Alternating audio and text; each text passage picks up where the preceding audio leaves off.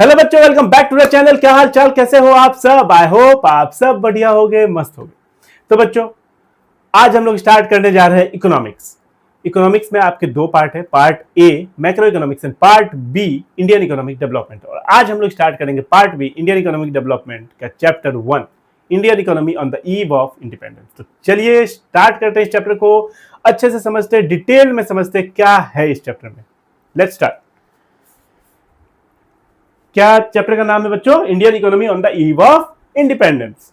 इसका मतलब क्या हुआ कि इंडिपेंडेंस के जस्ट पहले वाली शाम हमारे इंडिया की इकोनॉमी कैसी थी, या फिर आप कह सकते हो जब ब्रिटिश हमारे ऊपर राज कर रहे थे तो हमारी इंडिया की इकोनॉमी कैसी थी। हमारा एग्रीकल्चरल सेक्टर कैसा था, हमारा इंडस्ट्रियल सेक्टर कैसा था, ओके, हमारा डेमोग्राफिक कंडीशन कैसा था, हमारा फॉरेन ट्रेड कैसा था, ओके। तो सबकी कंडीशन कैसी थी, क्योंकि उन लोगों ने क्या किया था, पूरा एक्सप्लॉयटेशन किया था हमारे ऊपर, हमारे सारे चीज़ों को, हमारा रिसोर्सेस, हमारे ह्यूमन रिसोर्स हो चाहे फिजिकल रिसोर्सेस हो, पूरा बर्बाद कर दिया उन्होंने।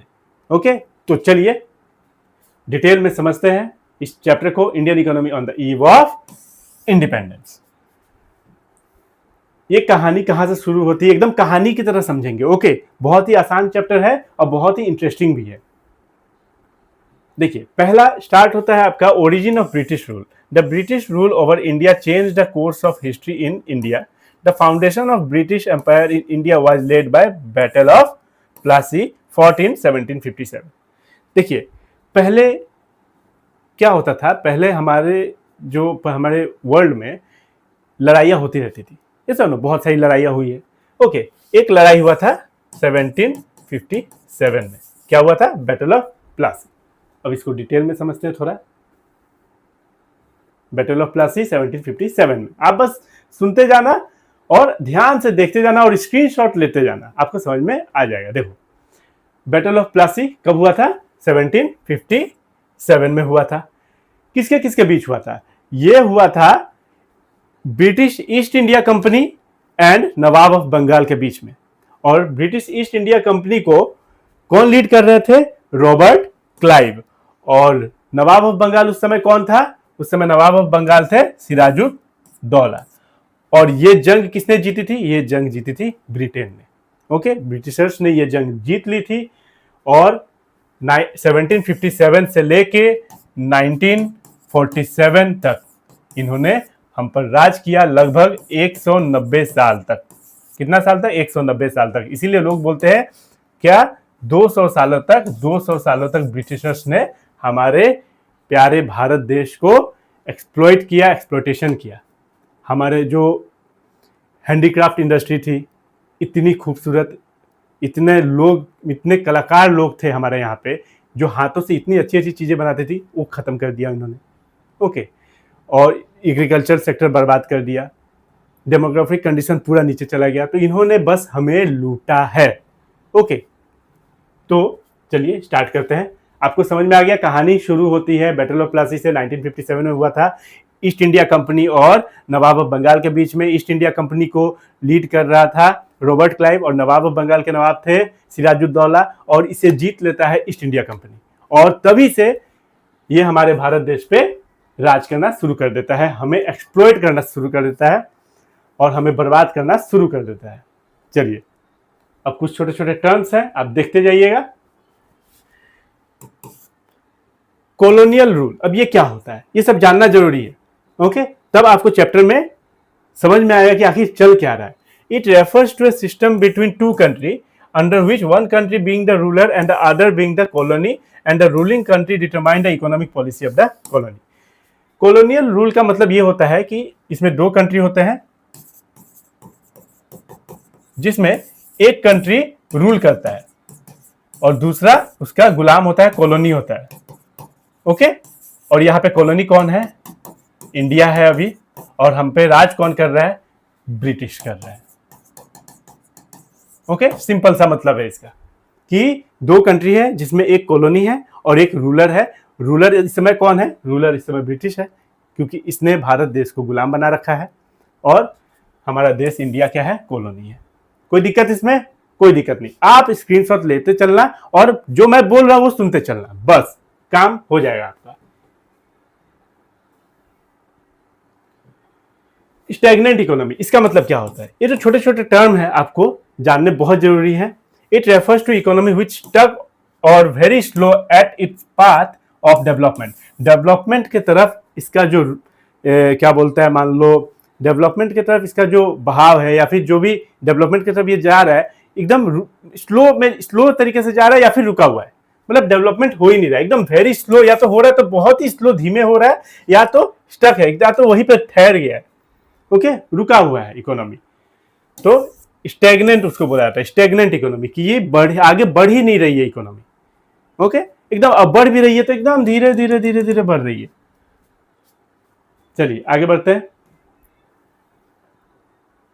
तो Indian economy, pre independence era, agrarian economy, colonial exploitation, handicraft industry, poverty and stagnation, सब हम लोग डिटेल में पढ़ेंगे। ओके, चलिए आ जाओ।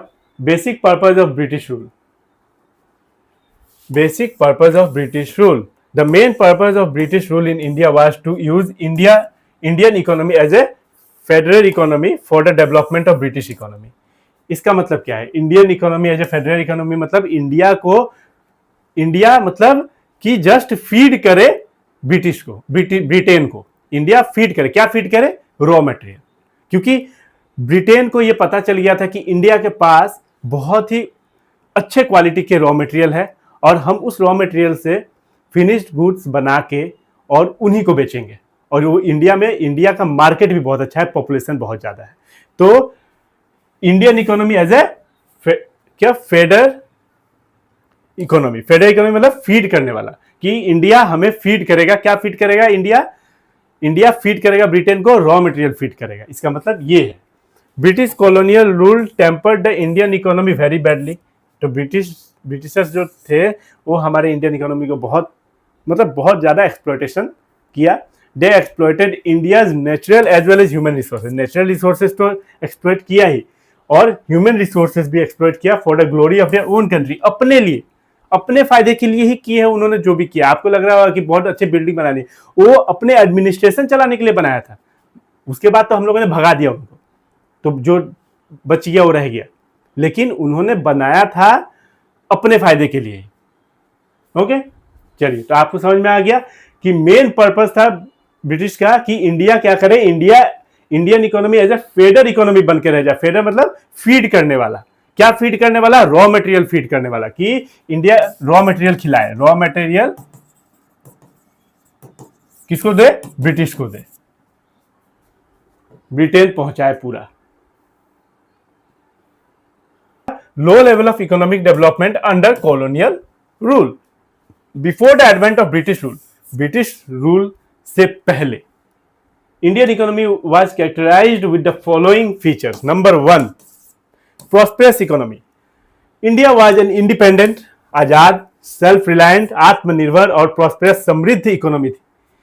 सोने का चिड़िया कहा जाता था हमारे प्यारे भारत देश को। सब लूट के ले गया ब्रिटिश लोगों ने। ओके, पूरा ब्रिटेन हमारे natural resources and physical resources को खत्म कर दिया, बर्बाद कर दिया। वो सिर्फ बर्बाद करने ही आए हुए थे, बट उससे पहले जो था वो एक बहुत ही प्रॉस्पेरस इकोनॉमी था हमारा। इंडिया वाज एन इंडिपेंडेंट, आजाद देश, सेल्फ रिलायंट, आत्मनिर्भर और प्रॉस्पेरस इकोनॉमी। बहुत सारे रिसोर्सेज थे, रॉ मटेरियल से लेके हर एक चीज हमारे पास मतलब अच्छे क्वालिटी के थे। Agrarian economy, agriculture was the main source of livelihood. हम लाइवलीहुड का मेन सोर्स क्या था? एग्रीकल्चर था for the most people. Okay, 85% लोग किस पे बेस्ड है? एग्रीकल्चर पे बेस्ड है। ओके,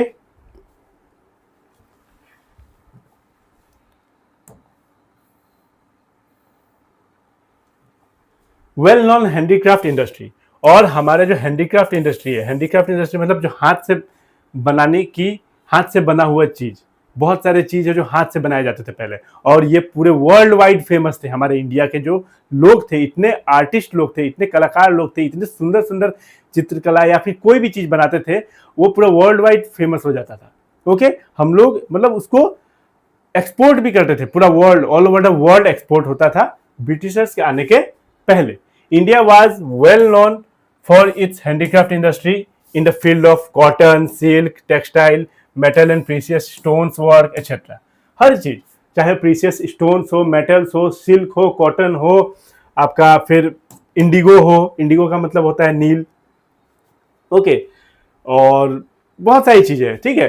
तो इसके लिए जाने जाते थे हम, हैंडीक्राफ्ट इंडस्ट्री के लिए भारत देश जाना जाता था all over world, okay. Handicraft product enjoy the worldwide market due to its reputation of a fine quality of material used and the high standard of craftsmanship। कितनी अच्छा कलाकारी करते थे हमारे यहाँ के लोग।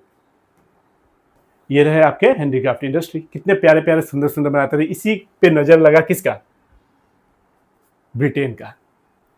उसने सोचा कि इतना अच्छा resources, cotton, silk, jute, okay, फिर आपका क्या बोले प्रेशियस स्टोन, मेटल्स, सब लूट के ले जाओ।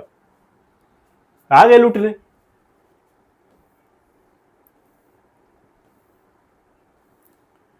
टेक्सटाइल इंडस्ट्री इन बंगाल, देखो टेक्सटाइल इंडस्ट्री तो बेहतर थे ही हमारे, लेकिन बंगाल के और भी बेहतर थे। Muslin, a cotton fabric of plain weave, is a type of cotton textile which had its origin in Bengal, now Bangladesh, अभी बांग्लादेश में है, okay, specially in place in and around Dhaka, अभी ढाका में है ये, okay, spelled as Dhaka during the pre independent period. तो muslin cotton एक cotton था जिसका नाम था मुस्लिन, ये बहुत ही अच्छे क्वालिटी का फैब्रिक था कॉटन में, ओके। एक है Dhakai muslin, had gained world wide fame as an exquisite type of cotton textile and was exported to Europe, और एक था डकाई मुस्लिन, ये और भी इससे अच्छे क्वालिटी का था, इससे अच्छे क्वालिटी का एक ये भी था, ओके। इसको एक्सपोर्ट किया जाता Europe, middle east and other market in the 17th and 18th century में। बताओ, मतलब हमारे इंडिया के टेक्सटाइल जो थे, टेक्सटाइल इंडस्ट्री बहुत अच्छे थे ही, लेकिन बंगाल के कुछ फेमस, कुछ स्पेशल टेक्सटाइल, कुछ स्पेशल कॉटन फैब्रिक थे जो और भी ज्यादा अच्छे थे, ओके। अब आप बोलोगे कि सर ये सब पढ़ने की क्या जरूरत है?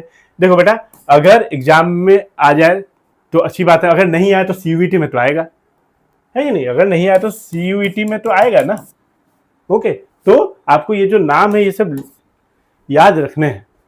The finest variety of muslin was called malmal and foreign travellers also use to refer to it as malmal shahi and मलमल खास। अब ये जो डकाई मसलिन है ये भी एक क्या है? ये कॉटन ही है एक तरह का, तो इससे फाइनेस्ट क्वालिटी होता है ना, एक कपड़ा है उससे भी अच्छे क्वालिटी का कपड़ा, उससे भी अच्छे क्वालिटी का कपड़ा, ओके। तो इससे फाइनेस्ट क्वालिटी को बोला जाता था मसलिन, और लोग जो बाहर से आते थे घूमने वो बोलते थे इस चीज को मलमल शाही, मलमल खास, वो उन्होंने नाम दिया था। ठीक है, आगे बढ़ते हैं। ये वही चीज है, मीनिंग ऑफ कॉलोनियलिज्म। इसका मतलब क्या है? Colonialism refers to a system, एक सिस्टम है जिस पे एक कंट्री दूसरे पे रूल करती है, ओके। तो एक बार पढ़ लेते हैं। Colonialism refers to system of political and social relation between two country of which one is the ruler, एक रूलर है, जैसे इसमें अभी ब्रिटेन जो है वो रूलर है, and the other is a colony, other colony. अभी कॉलोनी कौन बना हुआ है? हमारा इंडिया बना हुआ है। The ruling country not only has political control over the colony, but it also determines the economic policy of the dominated country. Economic policy भी decide करता है, okay? In case of India, the unequal relationship between the colony India and the ruling country Britain resulted in the underdeveloped of India. इससे क्या है? ये यही बता रहा है कि अभी जो ये चल रहा है रिलेशनशिप, जो हमारा कॉलोनी बना हुआ है इंडिया और जो रूल कर रहा है ब्रिटेन, इससे हमारा ही घाटा हो रहा है, हमारा ही अंडर डेवलपमेंट हो रहा है। चलिए, अब ये भी एक कुछ डेटा है जो आपको याद रखने हैं, क्या पता 1 मार्क्स के लिए पूछ दे, ओके। हम लोग सिलेबस में जो है हम लोग उसको पढ़ेंगे, ओके। यहां पूछ दे या फिर सीयूईटी में भी पूछ दे, हमें छोड़ना नहीं है। The economic condition of a nation can be judged with the data of national income and per capita income. देखो, नेशनल इनकम मतलब हमारे पूरे देश की कितनी इनकम है, ओके। और पर कैपिटा इनकम क्या होता है? मतलब पूरे देश की income divided by total population, वही होता है पर कैपिटा इनकम। तो ये जो है हमारा इकोनॉमी कैसा चल रहा है, इसको मापने के लिए दो ही चीज है, या तो नेशनल इनकम और पर कैपिटा इनकम, और ये कभी कैलकुलेट ही नहीं करते थे ये Britishers. However no sincere attempt was made by the British government to estimate India's national and per capita income. Okay, some individuals attempts were made by experts like Dadabhai Naoroji, William Digby, Fenley Siras, V.K.R.V. Rao, and R.C. Desai. But all of these estimates produce conflicting and inconsistent result. लेकिन क्या हुआ कि ये लोग try किए थे, ये लोग कुछ लोग हैं कि दादाभाई नौरोजी, विलियम डिग्बे, क्या फैंडली सिराज, V.K.R.V. राव और R.C. देसाई, ये लोगों ने ट्राई किया था पर कैपिटा इनकम मापने का और नेशनल इनकम मापने का, बट ये लोग का भी जो आंसर आ रहा था ये सबके अलग अलग आ रहा था और ये आपस में ही कॉन्फ्लिक्ट हो रहा था. ओके, बट सबसे नजदीक जो सबसे सटीक एस्टिमेट किया था ये किया था डॉक्टर राव ने और नेशनल इनकम और पर कैपिटा इनकम पे. ओके, तो इनका थोड़ा सही आया था आपका नेशनल इनकम और पर कैपिटा इनकम. तो समझ में आ गया, नेशनल इनकम मतलब हमारे पूरे देश की इनकम और पर कैपिटा इनकम का मतलब हमारे पूरे देश की इनकम कितनी है डिवाइडेड बाय हमारे टोटल पॉपुलेशन, तो आता है पर कैपिटा इनकम. तो बस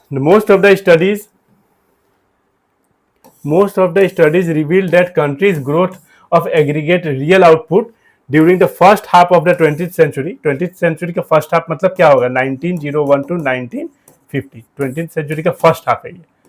ओके, तो फर्स्ट हाफ में जीडीपी हमारा 2% से भी कम था और पर कैपिटा इनकम 0.5% ग्रोथ इन पर capita income output per year. मतलब पर कैपिटा इनकम का कितना ग्रोथ हुआ, 0.5%, और हमारा इंडियन इकोनॉमी नेशनल इनकम का कितना ग्रोथ हुआ, 2%.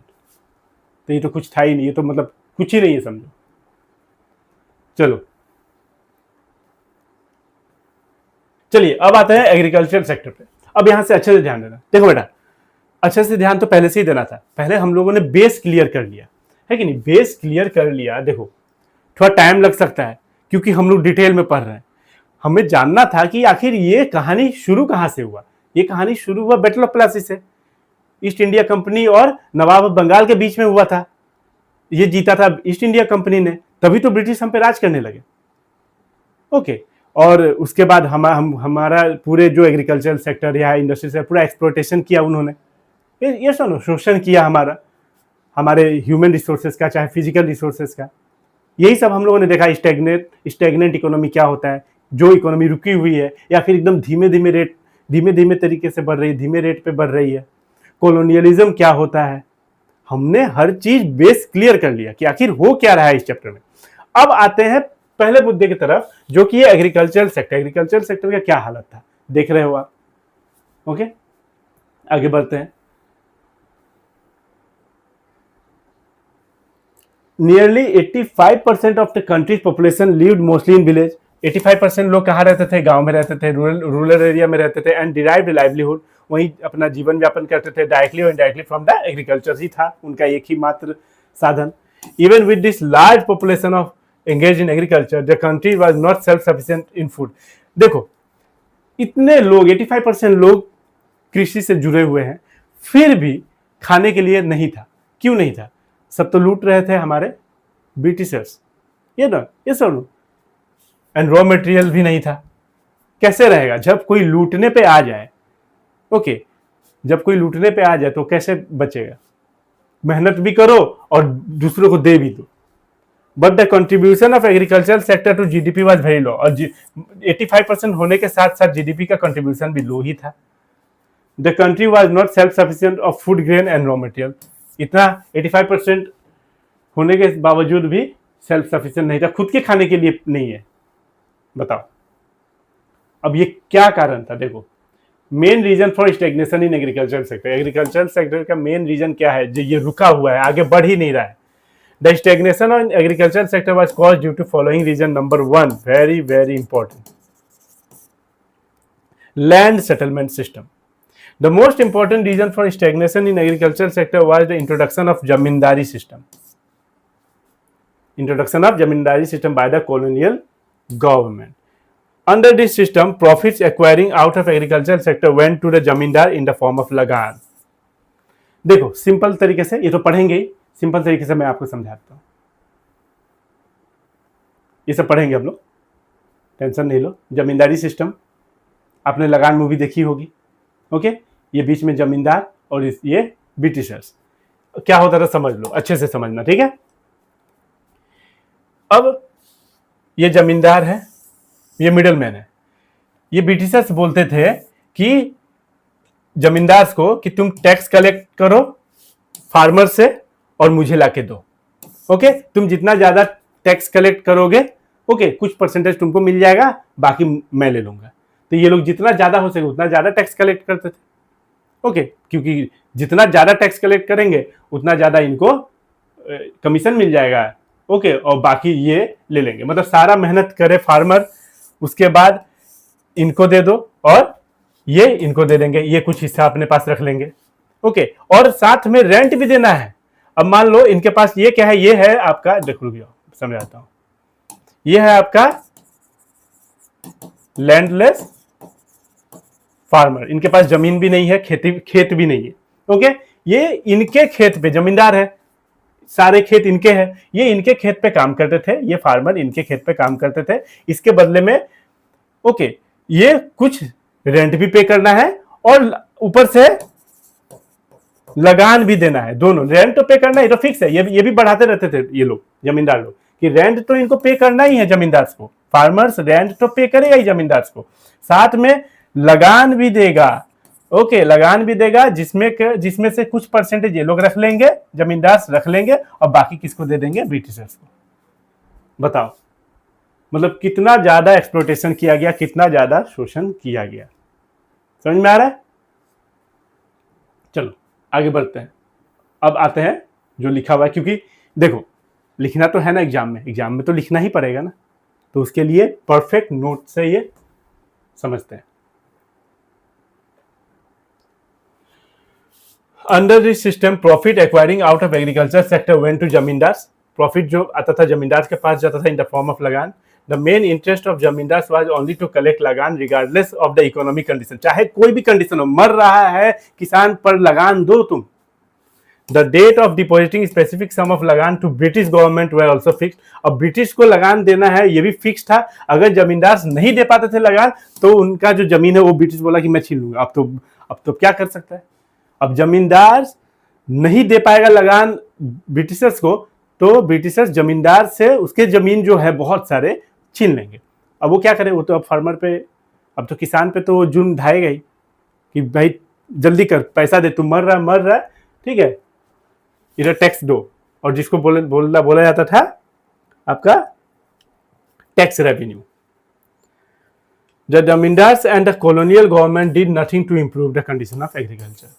इन्होंने एग्रीकल्चर के लिए कुछ भी पॉजिटिव कंट्रीब्यूशन नहीं किया, चाहे वो ब्रिटिश गवर्नमेंट हो चाहे जमींदार हो, सब अपना अपना पेट और जेब भरने में लगे हुए थे।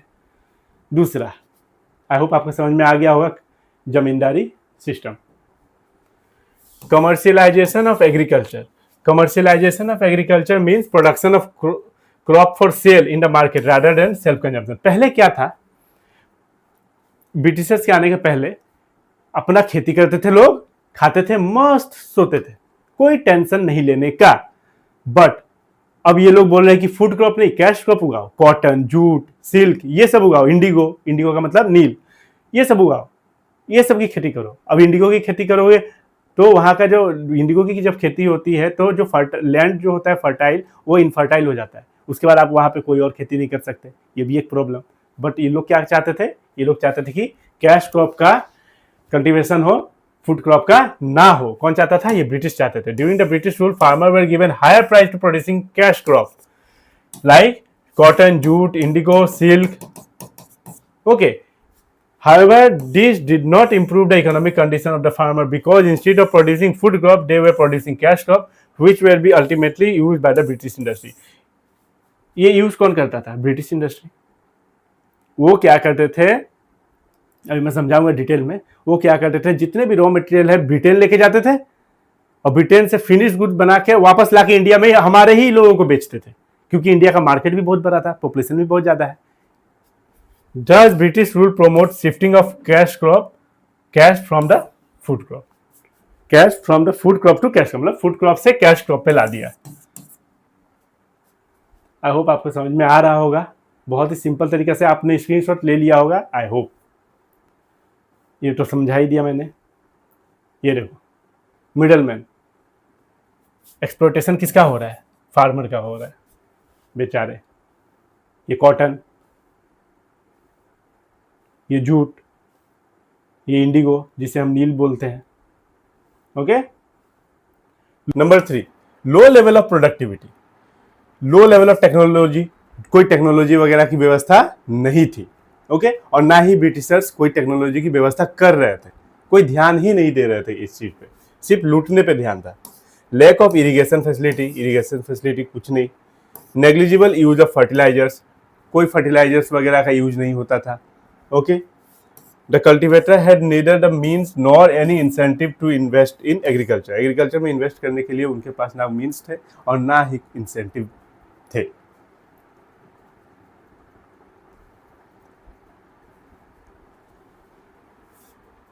The zamindar had no root in the village, while the British rule spent little on agriculture. Little on agriculture क्यों? क्योंकि ये चाहते थे कैश क्रॉप उगाया जाए फूड क्रॉप के बदले, तो थोड़ा तो ध्यान देंगे ही। Okay. Number 4, scarcity of investment. India's agriculture was facing scarcity of investment in terracing. Terracing का मतलब जैसे मान लो पहाड़ों पे जो खेती होती है, आई थिंक आपको पता होगा, दिखाता हूं मैं, रुक जाओ, ये रहा, इसको बोलते हैं टेरेसिंग। ओके। और ऐसी कोई फैसिलिटी थी ही नहीं। ओके। इसलिए मैंने ये पिक्चर लगाई कि इस तरीके का फैसिलिटी, ड्रेनेज सिस्टम वगैरह, ओके, जहां से पानी जा सके खेतों में, ऐसी कोई व्यवस्था नहीं थी, और ये इसे कहते हैं टेरेसिंग फार्मिंग।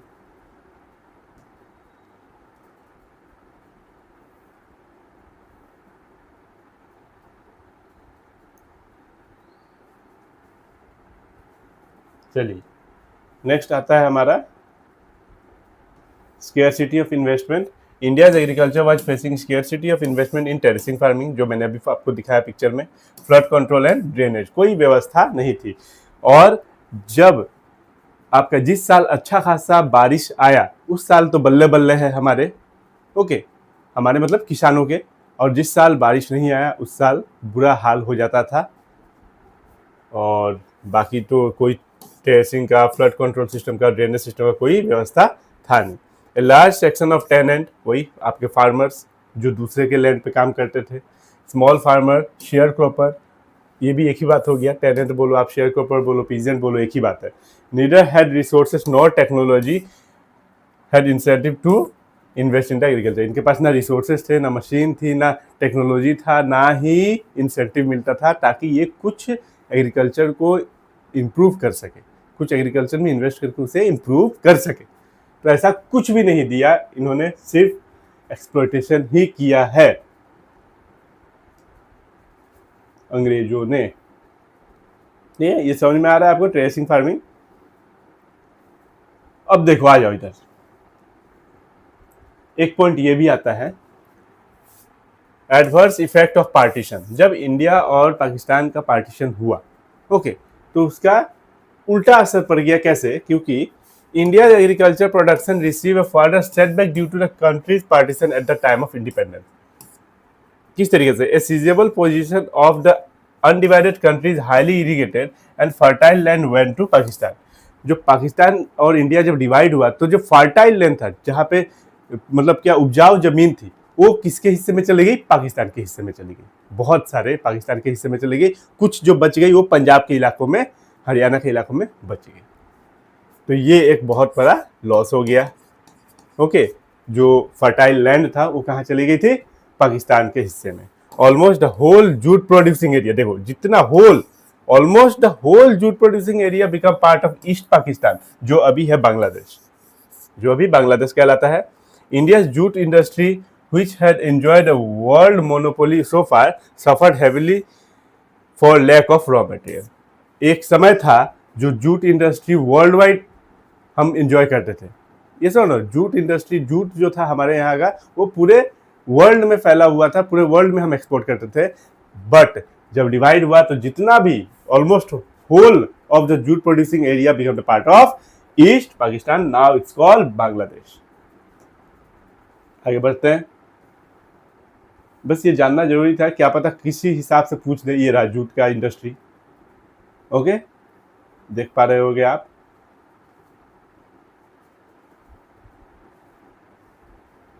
अब आते हैं हम अपने नेक्स्ट टॉपिक पे।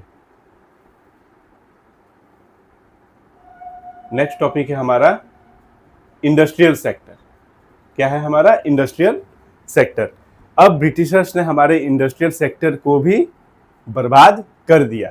हमारा सेक्टर था जो कि था हैंडीक्राफ्ट इंडस्ट्री। हैंडीक्राफ्ट इंडस्ट्री में क्या है, लोग हाथों से इतनी खूबसूरत खूबसूरत चीज़ें बनाते थे, चाहे वो कपड़े या कोई चीज़ हो, चाहे पॉट्स वगैरह हो, चाहे स्टोन हो, ओके, वो मतलब कलाकृतियाँ करके कुछ कुछ बनाते थे और ये वर्ल्ड वाइड फेमस था। और इसी से ये हम एक्सपोर्ट भी करते थे और इसी को ब्रिटिशर्स ने बर्बाद कर दिया, इसको बंद कर दिया। कैसे बंद किया मैं आपको बताता हूँ। देखो,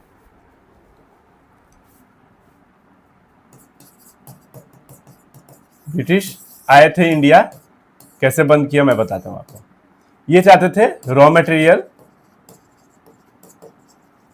बाकी तो लिखा हुआ है, हम लोग पढ़ेंगे ही। रॉ मटेरियल इंडिया से कहां जाए, ब्रिटेन जाए। उसके बाद वहां फिनिश्ड गुड्स बन के, ओके, यहां बनेगा फिनिश्ड गुड्स और वापस आके बेचेगा कहां, इंडिया में ही। ओके, तो रॉ मटेरियल यहाँ से ब्रिटेन गया, ब्रिटेन में फिनिश गुड्स बना और आके बेचा कहाँ, इंडिया में ही, क्योंकि यहाँ पे मार्केट अच्छा खासा था।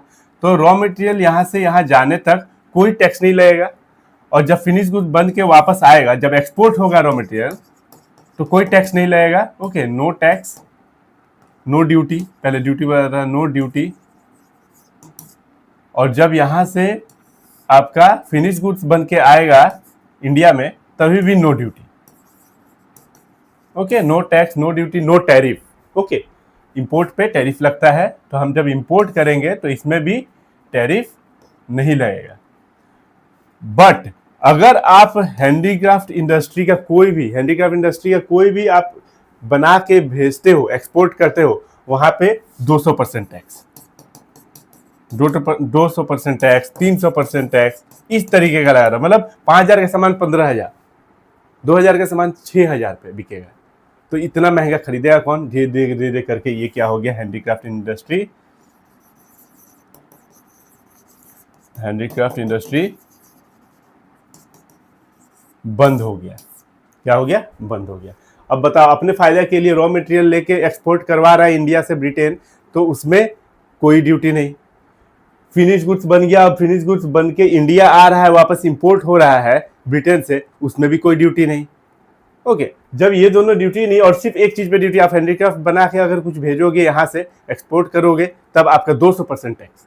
अब बताओ, तो ये एक क्या है, ये एक्सप्लॉयटेशन ही तो, ये जुर्म ही तो, ये शोषण ही तो है, जो हमारे पूरे इंडस्ट्रियल सेक्टर को बर्बाद कर दिया इन्होंने। Although agriculture had dominated the Indian economy during the pre-British period, some Indian industry producing certain special products enjoyed worldwide reputation. India was particularly well known for its handicraft industry. तो India was particularly well known for its handicraft industry, but इन्होंने इसको भी खत्म कर दिया। अब आ जाओ यहाँ से अच्छे से देखते हैं क्या किया इन्होंने। डी इंडस्ट्रियलाइजेशन किया। एक होता है इंडस्ट्रियलाइजेशन, मतलब इंडस्ट्री सेटअप करना, एक होता है डी इंडस्ट्रियलाइजेशन, जो सेटअप इंडस्ट्री है, जो ऑलरेडी सेटअप है, उसको भी उखाड़ के फेंकना। तो इनका काम क्या था, इनका काम, ये जो ब्रिटिशर्स थे, इनका काम यही था कि जो भी अच्छा चल रहा है इनके यहाँ पे, इनको बस रॉ मटेरियल चाहिए। भाई तुम सस्ते में रॉ मटेरियल दो, लगान दो, ये सब करो, तुम बहुत सही रहेगा। बाकी हम अपने तरीके से इकोनॉमिक पॉलिसी जो हम अपने तरीके से चलाएंगे, ओके, आपको नहीं बेचने देंगे आपका हैंडीक्राफ्ट।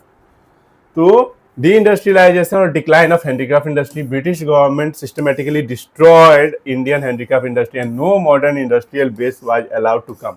ना आने देना है और जो है उसको भी बर्बाद कर देना है, ना इंडस्ट्री को सेटअप करना है और जो बचा कुचा है उसको भी खत्म करना है। The primary motive of British rule behind the de industrialization was two fold, to get raw material from the India at cheap rate, cheap rate में रॉ मटेरियल चाहिए उनको, okay, to be used by upcoming modern industry in Britain, Britain के लिए, अपने लिए, and to sell finish product of Britain, जो मैंने अभी आपको बताया वही चीज है। तो to sell finished product of British industry in India, Indian market at higher price, मतलब सस्ते दामों में रॉ मटेरियल लेके जाते थे ब्रिटेन और जब फिनिश्ड गुड्स बन जाता था तो फिनिश्ड गुड्स बनने के बाद जब इंडिया आता था, इंपोर्ट होता था, अब उसको महंगे में बेचते थे, क्योंकि इनको पता था यहाँ का पॉपुलेशन अच्छा है, मार्केट अच्छा है।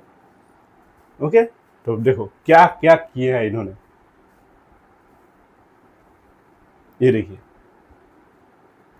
Handicraft industry, reason for decline of handicraft industry, क्या क्या रीजन है। सबसे पहला reason discriminatory tariff policy, discriminatory tariff policy. Reasons for decline of handicraft industry. The main reason for decline of handicraft, India's renowned handicraft industry was the introduction of discriminatory tariff policy. मतलब इसका मतलब ये है कि tariff policy लगता था सिर्फ export of handicraft industry, export of handicraft. Okay, जो हाथ से बनाई हुई चीजें हैं हमारे, वो उसके ऊपर ही वो एक्सपोर्ट करेगा, तब आपका टैक्स लगेगा हैवी वाला, बाकी किसी पे नहीं लगने वाला है। और आप जो रॉ मटेरियल है वो मतलब समझ लो 50-60% आप ब्रिटेन को ही बेचोगे, एक्सपोर्ट करोगे, बाकी कुछ बचा कुछ आप चाइना या श्रीलंका को कर सकते हो। There was duty free export of raw material from India and there was duty free import of finish goods of British industry to India. देखो, duty free export of raw material from India, यहाँ पे to Britain लिख सकते हो। Okay, from India to Britain. There was duty free import of final goods of British industry to India. ये दोनों तो free है, टैक्स फ्री, टैक्स फ्री बोलो, ड्यूटी फ्री बोलो। Okay, but heavy duty was imposed on the export of Indian handicraft. Heavy duty was imposed on export of Indian handicraft, जो मैंने अभी आपको समझाया। तो ये 3 पॉइंट आपके लिए बहुत इंपॉर्टेंट रहने वाला है। समझ में आया। As a result Indian market were full of finished goods from Britain which were low price. It leads to decline in Indian handicraft industry both in the domestic market as well as in the export market. India में भी handicraft industry खत्म हो गया और export भी होना अब बंद हो गया, मतलब हैंडीक्राफ्ट इंडस्ट्री को इन्होंने खत्म कर दिया। चलिए आगे बढ़ते हैं। Adverse effect of decline of handicraft industry. Decline of handicraft industry adversely affected the Indian economy. सही बात है, इतने लोग काम कर रहे हैं, सब बेरोजगार हो गए, है कि नहीं। अब एक इंडस्ट्री इतना अच्छा खासा चल रहा है, अगर वो बंद हो जाए तो क्या होगा, लोग तो बेरोजगार ही हो जाएंगे ना। फिर लोग एग्रीकल्चर की तरफ ही बढ़ेंगे, वही एक साधन है कृषि, और उसके बाद वहाँ पे भी अब ओवर हो जाएगा, है कि नहीं, जितने लोग चाहिए उससे ज़्यादा हो जाएंगे। High level of unemployment, the decline of Indian handicraft industry in the unemployment on A mass scale. Unemployment बहुत बड़े लेवल पे हो गया। The displaced artisans were forced to take up agriculture. अब वो जिनके पास इतना टैलेंट था, जिनके हाथों में इतना टैलेंट था कि वो कुछ भी बना देते थे, अब वो क्या कर रहे हैं, अब वो खेती करेंगे अपने जीवन व्यापन करने के लिए। This increase the burden of population on village. तो विलेज में, रूरल एरिया में बर्डन ज़्यादा हो गया, ओवर क्राउडेड हो गया in agriculture. Import of finish goods, the Indian made goods could not withstand the foreign competition of machine made cheap goods. It resulted in the new demand in Indian consumer market which was not fulfilled through locally made goods. अब देखो, जब Britishers raw material यहाँ से लेके जाते थे, चाहे कुछ भी हो, ओके, चाहे वुड हो, चाहे आपका स्टोन हो, ओके, या फिर कोई भी चीज़ हो, कॉटन हो, जूट हो, सिल्क हो, इंडिगो हो, ओके, तो उनके पास तो मशीन है, ये सुनो, उनके पास तो बड़े बड़े मशीन है। हमारे यहाँ तो कैपिटल गुड्स इंडस्ट्री है नहीं, तो उनके पास तो मशीन है, वो एकदम अच्छे से, एकदम उनका जो प्रोडक्ट था एकदम पूरा क्या था, पूरा फिनिशिंग अच्छा था उनका, ओके, तो कम में भी बन जाता था, ओके, कॉस्ट कम लगता था, और यहाँ आके ज़्यादा क्या बोलते हैं, ज़्यादा प्राइस में बेचते थे, तो इससे बहुत दिक्कत आ गई। तो चीप में बेच देते थे, तो यहाँ पे जो और बचे हुए थे वो कम्पीट नहीं कर पाते थे उन लोगों के साथ, और वो भी बंद हो गए। तो बताओ, और ऊपर से एक्सपोर्ट भी होता था रॉ मटेरियल एकदम कम दामों में। Rather this demand was profitably met by increasing the import of manufacturing goods from Britain. तो अब ब्रिटेन से ही मैन्युफैक्चर होता था, इंपोर्ट होता था सामान। तो वही चीज़ लिखा हुआ है कि आपका,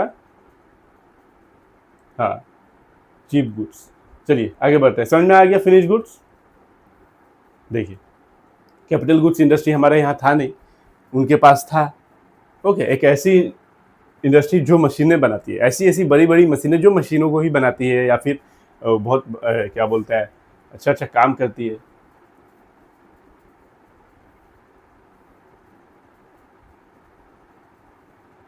lack of capital goods industry वही चीज है जो मैंने अभी दिखाया आपको। Capital goods industry refer to those industry which can produce machine tool. अब ऐसी बड़ी बड़ी मशीनें जो छोटी छोटी मशीन बनाती है, ये सुनो, तो ऐसा हमारे पास था ही नहीं, कैपिटल गुड्स था ही नहीं इंडिया में।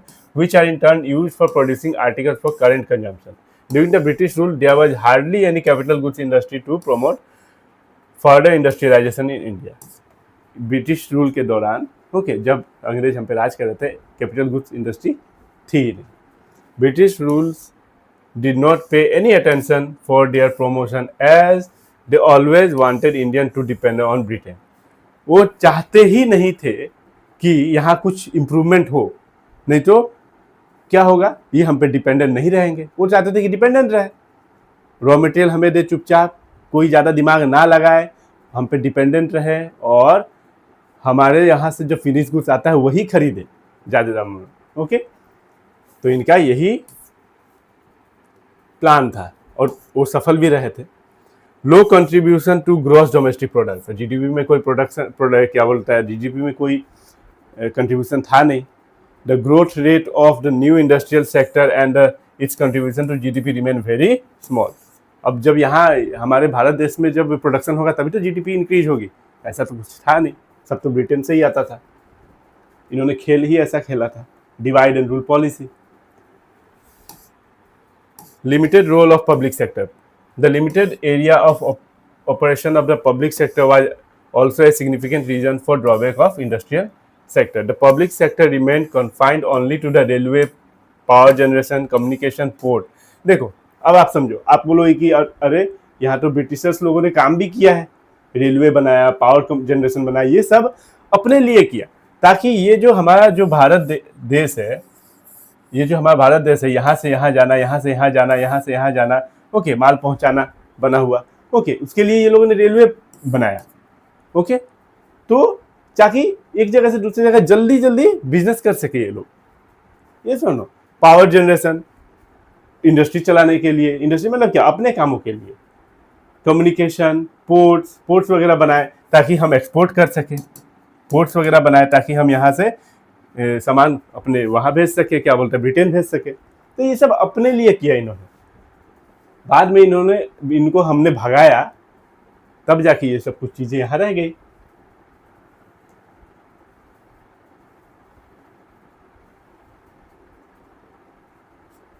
Modern industries operating during independent. अब देखो, ड्यूरिंग इंडिपेंडेंट यहाँ से क्वेश्चन आता है।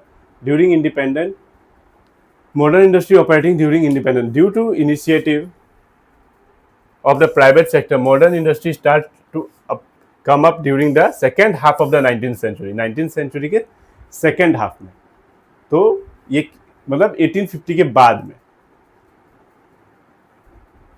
The industries established in this period were mainly confined to cotton, textile and jute mills, and their progress remained very slow. कुछ इंडस्ट्री खुली, okay, private sector ने कुछ थोड़ा हाथ लगाया अपने लिए, मतलब इंडिया में, किसके लिए, मतलब किस पे, कॉटन टेक्सटाइल पे और जूट मिल्स पे। The cotton textile mills were mainly dominated by India and were located in the western part of the country. ये कहाँ कहाँ हुआ कॉटन टेक्सटाइल जो है, ये पूछ सकता है आपका सीयूईटी में या फिर हमारे फाइनल एग्जाम में 1 मार्क्स के लिए। नेमली महाराष्ट्र और गुजरात में कॉटन टेक्सटाइल लगाया गया, और जूट मिल कहाँ लगाया गया, बंगाल में। जूट मिल कहाँ लगाया गया, बंगाल में लगाया गया। The major breakthrough was setting up of Tata iron and steel company. हाँ, यहाँ जब टिस्को आया, Tata iron and steel company आया, तब जाके थोड़ा लगा कि हाँ अब कुछ हो सकता है। कहाँ आया था, 1907 में आया था, जमशेदपुर, जो अभी है झारखंड में।